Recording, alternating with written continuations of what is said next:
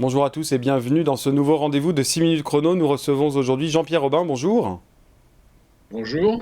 Jean-Pierre Robin, vous êtes ancien inspecteur général de l'éducation nationale. Vous venez de publier un livre, Les profs ont peur. École et laïcité, enquête sur le grand renoncement, un livre qui fait parfaitement écho, tristement, au décès, l'assassinat terroriste de ce professeur, de cet enseignant dans un lycée d'Arras dans le Nord-Pas-de-Calais, et en écho aussi à la mort de Samuel Paty, dont on fête aujourd'hui le troisième anniversaire. Votre livre, Les profs ont peur, le dernier vous parlez du grand renoncement. Ça veut dire que sur ces questions de laïcité, l'école publique, l'éducation nationale a renoncé. Bien, mis bout à bout, un grand nombre de petits renoncements, je vais en parler, euh, peuvent aboutir effectivement à un grand renoncement. De quoi je parle? Je parle de l'autocensure des professeurs.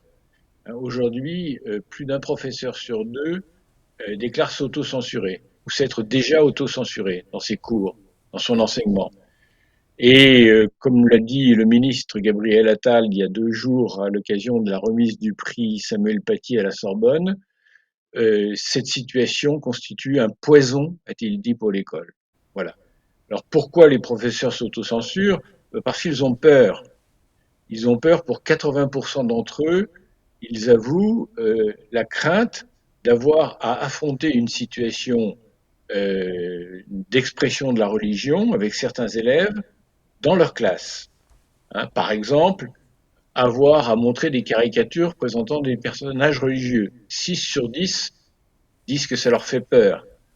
Avoir des signes, des tenues religieuses dans leur classe. 6 sur 10. Au bout du compte, c'est 8 sur 10 qui trouvent qu'il y a au moins une de ces situations qui entraîne leur appréhension.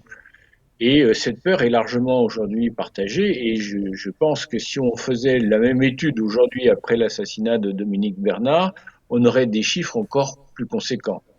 J'ajoute que sur les jeunes professeurs, ils sont 9 sur 10 à avoir peur. Oui, donc c'est autocensure, c'est autocensure, effectivement, vous le citiez, il y a quand même des chiffres qui sont assez inquiétants. Et pourtant, c'est pas nouveau, puisque Lyon Capital, on en parlait aussi, il y a ce fameux rapport dont on disait que c'était le rapport Robin de 2004. On est en 2023, 2004, effectivement, ce rapport alertait déjà sur ces questions dans les établissements scolaires. Comment on explique que depuis 2004, finalement, les choses ont empiré dans les établissements scolaires? Les choses ont empiré parce que pendant 11 ans, 2004-2015, on n'a strictement rien fait déjà. Il a fallu attendre les attentats de Charlie Hebdo pour qu'il y ait une prise de conscience de l'opinion, et en particulier avec les informations données par les médias, hein, selon lesquelles, après les attentats, il y avait un certain nombre de perturbations dans les établissements scolaires, de refus de la minute de silence, de jeunes qui s'exprimaient pour donner raison aux assassins, chose que l'on a revue encore depuis lors. Voilà. Donc cette prise de conscience a entraîné ce qu'on a appelé à l'époque la grande mobilisation pour les valeurs de la République, avec Manuel Valls comme Premier ministre.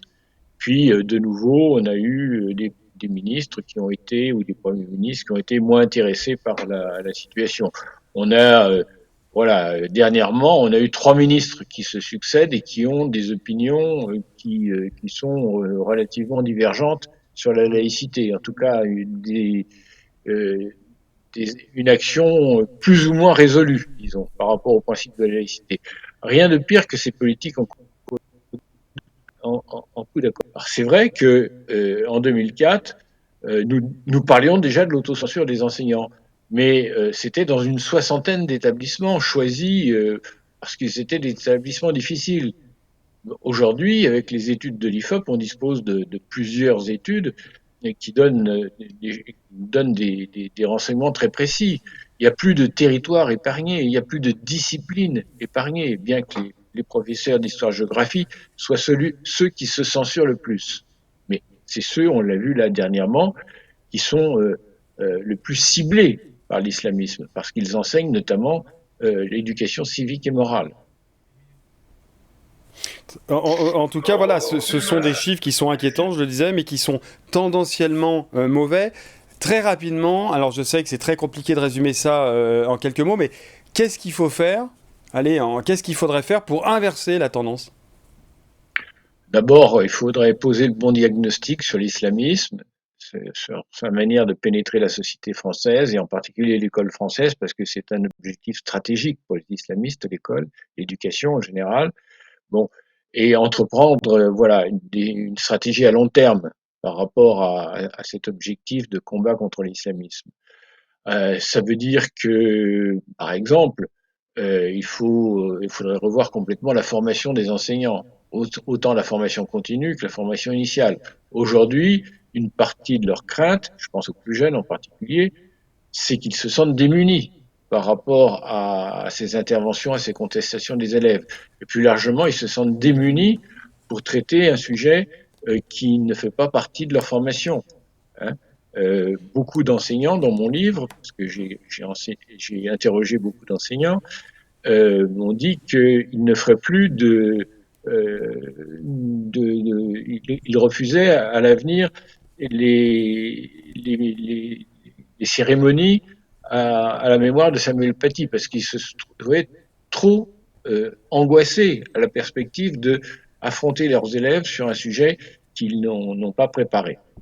Oui, donc effectivement, il y a cette formation des enseignements qui me paraît importante. En tout cas, si vous voulez aller plus loin, je vous conseille vivement de lire ce livre de Jean-Pierre Robin, Les profs ont peur, école et laïcité, enquête sur le grand renoncement. Merci beaucoup Jean-Pierre Robin. Et pour plus d'informations, évidemment, www.lyoncapital.fr. À très bientôt, au revoir.